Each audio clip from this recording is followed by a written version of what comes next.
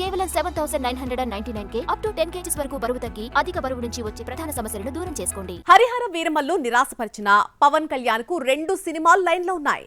OG, Ustaad Bhagat Singh వంటి crazy movies ఏడాది తిరగకుండా రిలీజ్ అయిపోతాయి. సగానికి పైగా సినిమాను తీసిన క్రిష్ బాలయ్యతో సినిమా ప్లాన్ చేస్తున్నాడు. మరి వీరమల్లును నమ్ముకుని నష్టపోయిందెవరు? నిధి అగర్వాల్ ఒక రకంగా లక్కీ హీరోయిన్, మరో రకంగా చూస్తే అన్లక్కీ. ఇస్మార్ట్ శంకర్ హిట్ అయినా ఛాన్స్లు వెంటనే రాలేదు.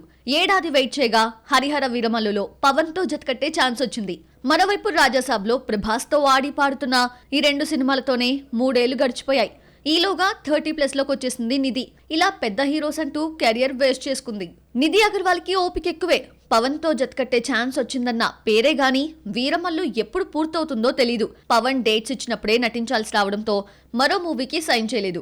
వీరమల్లు ఆలస్యం నిధి ఛాన్స్లను పోగొట్టింది. వీరమల్లు ప్రమోషన్ బాధ్యతను తన భుజాలపై వేసుకున్న నిధి అగర్వాల్ వరుస ఇంటర్వ్యూస్ ఇచ్చింది. రిలీజ్ కి 4 రోజుల ముందు పవన్ వచ్చినా 2 వారాలుగా వీరమల్లుని ప్రమోషన్ చేసి పవన్ కి ఇన్స్పిరేషన్ గా నిలిచింది. నిధి చేస్తున్న కృషిని అభినందిస్తూ సింగిల్ హ్యాండ్ తో ప్రమోషన్ చేసిందని తనకే సిగ్గనిపించిందన్నారు పవన్.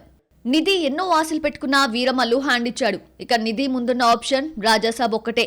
ఈ సినిమాను కూడా 2 ఏళ్లుగా తీస్తూనే ఉన్నారు. 3 పాటలు తీయాల్సి ఉంది. ప్రభాస్ అయినా కరుణించి హిట్ ఇస్తాడంటూ చివరి ఆప్షన్ ని నమ్ముకుంది నిధి.